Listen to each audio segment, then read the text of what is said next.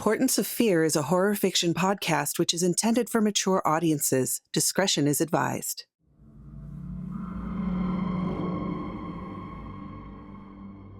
Welcome, Fearlings, to another weird and horrifying tale made just for you. I am your host, Michulhu, and I'll be your guide into the macabre and mysterious. Today, our story is set in the distant future. Let us learn that horrors lurk deep in space in Dead Comms. Before we get started, take a moment to like, subscribe, and ring that notification bell so you don't miss a single terrifying story. Peter woke up from hyperspace disoriented. The cryotube slowed his vitals to a point that you would have thought he was dead at first glance. He worked on the salvage freight gantry.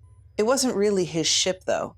It was owned by Milky Way Freight, an interstellar shipping and salvage company based in the Alpha Centauri system. They were a multi-quadrillion-dollar company with over 1 million employees. Peter was just one in a sea of workers. He felt a hard shake from Clutch.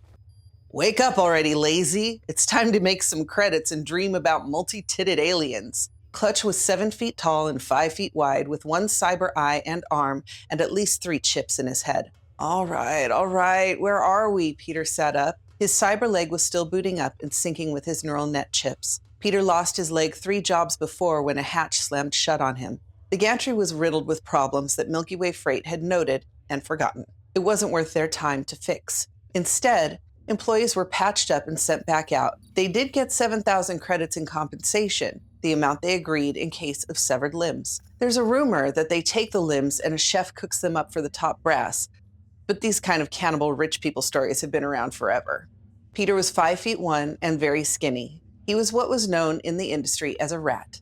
He was able to crawl into very small spaces, and this came in handy when surveying derelict ships.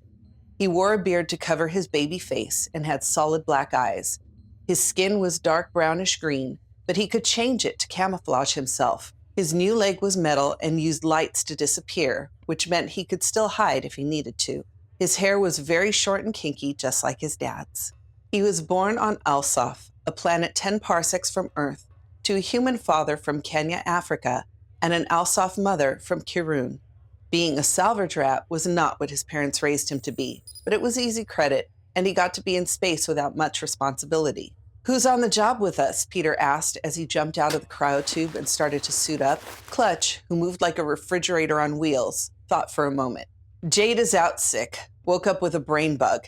They've got to fish the little sucker out. There's a dance card I wouldn't want to be on." "Would you just tell me who is with us?" "Sorry. My chips are giving me a hell of a headache." "I understand. Okay, fast and dirty. Tilly, myself of course, your surly butt, and Helen." "No, please, not Helen." Peter grabbed a bottle from below his tube and threw back an uncounted amount of pills. "I don't make the roster, my friend. You should have never tried to kiss her. She is 1 million parsecs out of your system," Clutch said with a sadistic smile. "I thought she was flirting with me. I misread the signals. I didn't grow up on Earth, and my dad never said anything about the mating rituals there." Peter slouched down. "Alsoph's made in public. I made a fool of myself in front of everyone." "Yes, you did. And it was recorded and sent out over company network as a PSA about sexual harassment." Clutch started to laugh. "Thanks for filming that, you jerk. I'm your best friend. It was my duty." "But did you have to send it to HR?" "Yeah." Peter and Clutch made their way down to the briefing room. It was packed with 80 people, all ready to start pulling the USS Constal apart. Peter and Clutch stood against the back wall.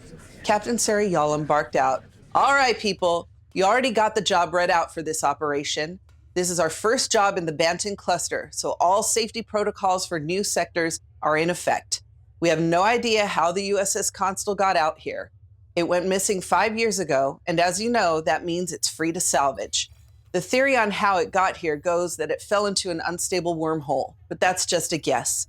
The ship has been scanned and no signs of life have been found, but we all know how reliable the gantry computer is, so... Clutch, where are you?" "Here, Captain." Clutch raised his hand. How the captain couldn't see someone as huge as Clutch was a mystery to Peter. "Make sure that before your team comes back, you do all your decontamination twice. I don't want any surprises." "Yes, Captain," he replied. Clutch was crude. His mind was always on women, weed, and beer, but he respected the chain of command. Suck up, Peter whispered. Okay, people, it will take the recon crew several hours to sweep the ship and return with a game plan for salvage. In the meantime, the gantry has a million things that need to be fixed. So report to engineering and they'll tell you what you will be working on while we wait. Any questions? No? Good. Clutch, Peter, Tilly, and Helen. I'll meet you at the shuttle before you go. Not 5 minutes later, they all stood in the docking bay in front of the shuttle. Helen was tall and filled a spacesuit in a way that made Peter's skin want to turn red. She had no visible cyberwear. Her blue hair was long but shaved on the sides, and her lips were thick and always had some shade of red or purple lipstick on them. She had brain implants like everyone else, but she paid good money to make sure no one could see them. She was smart, sexy, and would look everyone straight in the eye when she talked. She was amazing. Suddenly, Peter got a brain text from Tilly. Stop staring at Helen, you idiot, or you'll get in trouble again. He put his view forward onto the captain, who was still talking. Protocol, be careful, blah, blah, blah. He just wanted to get on with it. I can't help it. She's amazing, he texted back. I know. Her farts even smell like fresh-baked chocolate chip cookies, Tilly replied. Really? No, moron. You can't be this stupid. F you. He loved Tilly like a sister you only want to see once a year. Tilly was 5'9" and 100% human. Well, 99% if you count the comms chip. Earth had started a program of biomods after deciding that cyber upgrades were too dangerous. Other worlds did not have this restriction, so cybertech advanced everywhere else and was banned on Earth. Being a biomod human in a sea of cybertech mixed species people made Tilly an oddity, but her sharp wit and skills as a doctor made her well-liked by everyone. She was the only person on the ship that had to have a comms chip inserted into her brain as an adult. Look, if you're that horny, I'll blow you right here. That's how you like it, right? In front of everyone and God? Are you making fun of my people's mating rituals? Yes. That's racist. I should report you for the damage you've done to my people. I think you've done enough damage to your people, Slick. Also, we're both black, so at best I'm being a bigot. I hate you. Now who's being racist? She replied. Peter and Tilly, stop texting each other while I'm trying to brief you on this job. Peter, I can see your lips moving while you mentally type out each word. Sorry, ma'am. Peter was staring at his crush, Helen, again, and I was advising him that he was an idiot and should focus on you. I wasn't staring, Peter protested. You were. We all saw it. Now, will the two of you shut up? Helen just stood there looking at the captain, never looking at Peter. He wanted to jump out of the airlock at that point. She hadn't said anything to him since the incident. She also hadn't filed a complaint either. The only reason HR found out was Clutch's stupid video. Maybe an awkward kiss wasn't as big of a deal to her as it was to Pam in HR. They all piled into the shuttle and made their way over to the console. The docking went smoothly, and the ship seemed like it was in good repair for something that was swallowed by a wormhole and spit out across the Milky Way. They all got out their scanners and started to send data back to the gantry. All that lit the corridor in front of them were their personal lights. What was the crew count on this ship? Asked Helen. Over 3,000, Clutch responded. This is a floating graveyard, Tilly said. They all are really, replied Peter. True, but the highest death toll I've ever seen is like 175. Does it bug you, Tilly? Helen asked. It's a bit unsettling for sure. You'd think after all this time doing space work I'd be used to the danger, but I'm not, Tilly admitted. We need to get to the bridge and see if we can get the systems back online. It would be great to just fire her up and ride her back home, Peter said. Clutch chuckled. Clutch, stop it, chided Tilly. Sorry. They made their way deep into the ship, checking rooms as they went. Every room was empty. Where the hell is everyone? Peter asked. It's a big ship. Maybe they're on the bridge, or if there was a hull breach, sucked out into space somewhere, Clutch replied. They finally made it to the bridge. Helen tried the door, but it was sealed. I think the hull breach theory is a good one. Why else would the bridge doors be sealed, she said. Yeah, Peter, you're up. Go through the wiring ducts and see if you can get into the bridge, Clutch said, pointing a light at the access point in the ceiling. Okay, here we go, he replied. Now, Helen, watch how well he can fit into small spaces. Clutch, why? Tilly said. Leave him alone. It was just a misunderstanding. Also, Clutch, that was gross, Helen responded. Peter smiled and disengaged his gravity boots to reach the access point. Clutch looked sheepish. Sorry, he said to Helen. In no time, Peter was in the wiring tubes. It was a tight fit, but there had to be enough space for an engineer to get around in for fixes. He made his way to the bridge and opened the hatch. Guys, we have an issue. There was no response. Guys, can you read me? The radio lit up with a garbled sound, but nothing else. He tried reaching Tilly with a brain text, but it wasn't going through. He looked back into the bridge below. There was a glowing white orb about the size of a beach ball floating in the center of the room. All around it were different shadows with bodies of people trying to reach the orb, but they were all frozen in place. He stared into the light for a few minutes and then decided the best thing to do was to back out and inform the others. Peter jumped down out of the duct to find Helen standing there alone. How'd it go? She asked. Her comms were fine. There's a strange glowing orb in there. Where's everyone else? What do you mean? It's just you and I, champ, she replied. No? Tilly and Clutch were with us as well, remember? Stated Peter. Who? Okay, something's wrong. You don't know who I'm talking about? We should contact the ship. Did you hit your head, baby? We are here on our honeymoon. We bought the derelict ship package. Come on, we have to find a way into engineering before the ship explodes. She took his arm to lead him away from the bridge, but Peter just stood there stunned. Look, we only have 30 minutes left, babe, before we lose. I don't want to lose. Peter took off running to the shuttle to find it wasn't there. Helen was right behind him. Instead of a shuttle bay, there was a lobby with a huge window showing the earth down below. It was massive, beautiful, and very blue. He'd never seen it this big. There was a desk with a short woman with gray hair sitting behind it. Sir, the game is back the way you came, she said in a dull voice. What is this place? Peter asked. Honey, you're scaring me. This wasn't his Helen. Sure, she looked the same, but something was off. She took his hand again. We only have 30 minutes, babe. Time is ticking. The final word in the sentence trailed off as if he was falling down a hole away from her. Everything went blurry. Peter, wake up, man. You okay? It was Clutch's voice. Peter's vision focused on him. I'm fine, I think. Peter felt every cell in his body. We had to pull you out of the tube. You passed out, Tilly said, looking down at him with concerned eyes. Here, get up. Helen reached her hand down to help him to his feet. Thanks. There's some kind of white shining orb in there. Around are several human shadows that look like they're trying to make their way to it. I think we should tell the captain, insisted Peter. They called the captain and filled her in on the details. If this orb is contained in the bridge, then we'll salvage the rest of the ship. I can't go back with nothing. What happened to high safety protocol? Asked Peter. That's just word salad to make the new people feel like the company cares. You all know the truth. Look, get into engineering and get the power cells. Then I'll send 20 people to take apart the engine. That should be enough to satisfy the powers that be. Captain out. This is crazy. Why are we risking our lives for 3-year-old power cells? Peter was angry. He could feel something was wrong and no one was taking him seriously. Clutch, you know I like credits as much as the next guy, but we need to get out of here. He turned around to look at the others and he found himself in a long tunnel. One end was lit, the other was blackness. He no longer had his suit on, but seemed to be able to breathe. What the hell is this, he thought. Taking off towards the light, he figured there might be something or someone there. He started to walk and walk and walk. As he got closer to the light, he didn't notice that he was aging. The light never seemed to get closer. Then, a shadow cast towards him appeared. It was someone running.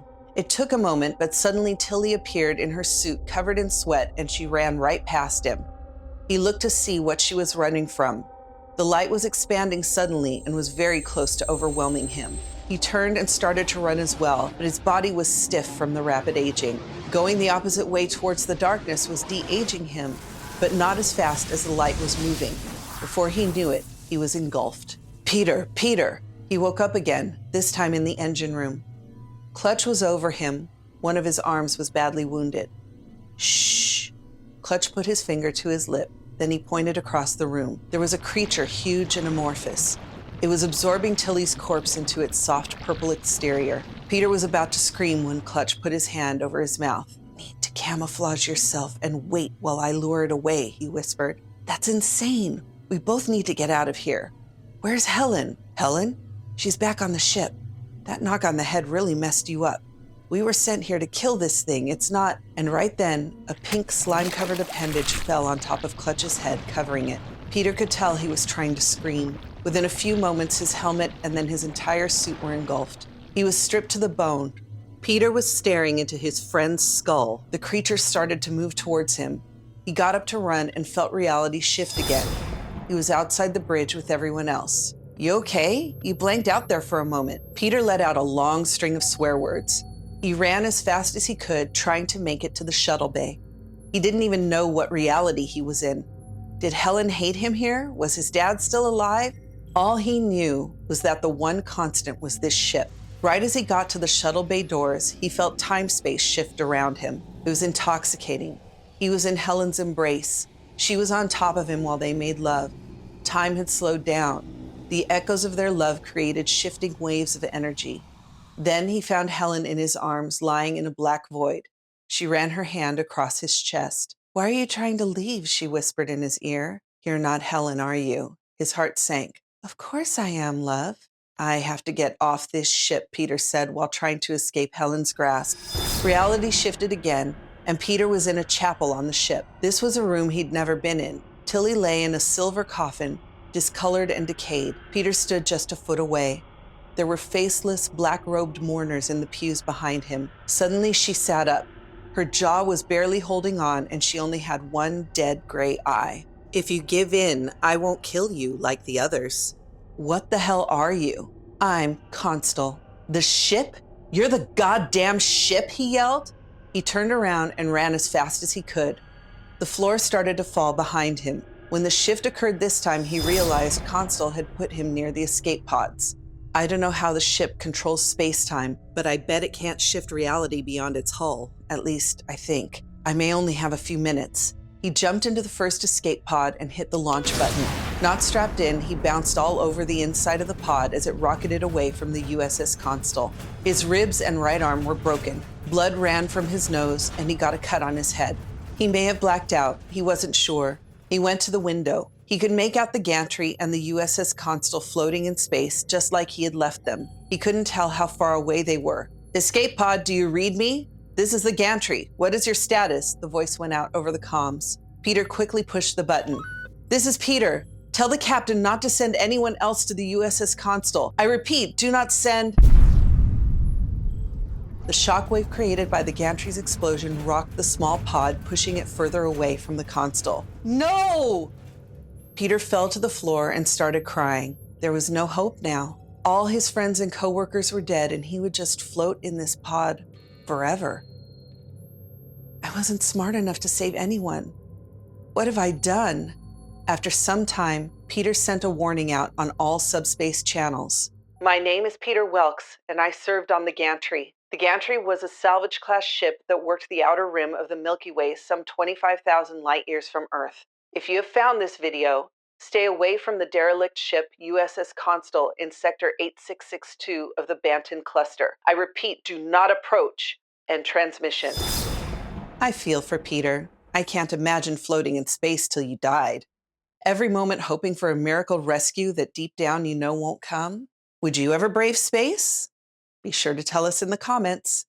If you liked this Portents of Fear tale, consider joining our Patreon. There's a link in the description below. Want more horrific stories? Click on one of our other episodes on your screen right now. Good night, Fearlings. Sleep well, if you can.